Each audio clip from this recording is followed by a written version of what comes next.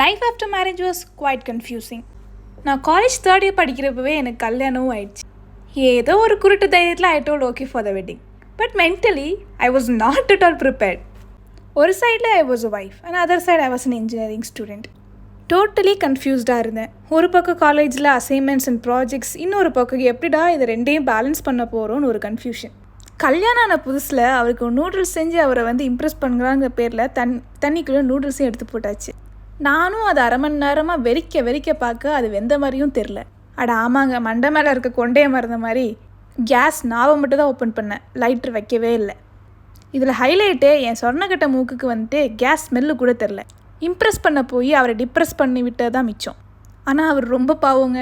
கல்யாணம் ஆன புதுசில் அவர் தாங்க எனக்கு சமைச்சு போட்டு கொடுத்தாரு. இன்ஜினியரிங் படித்த எனக்கு ஒரு அடுப்பு ஆப்ரேட் பண்ணுறது கூட அவ்வளோ சேலஞ்சிங்காக தான் இருந்துச்சு. Most of the time it was ஒரே அசிங்கமாக போச்சு குமார் மூமெண்ட் தான். பட் நான் என்ன தான் பெரிய இன்ஜினியர் ஆகலைனாலும் I am engineering my life quite well. எல்லாமே நான் பர்ஃபெக்டாக பண்ணுறேன்னு சொல்லவும் முடியாது, பட் ஏதோ பண்ணுறேன். என்ன தான் நான் ஃபினான்ஷியலி இண்டிபெண்ட்டாக இருந்தாலும் என்னால் எது வேணாலும் சமைக்க முடியுங்கிற ஒரு மனதைரியம் வந்ததுக்கப்புறம் தான் லைஃப்பில் ஜெயிச்சிட்டோம் மாறான்கிற ஒரு ஃபீலே இருக்குது. எது என்னமோங்க, பட் மேரேஜஸ் ஒரு டேஸ்டியான ஃபில்டர் காஃபி தான்.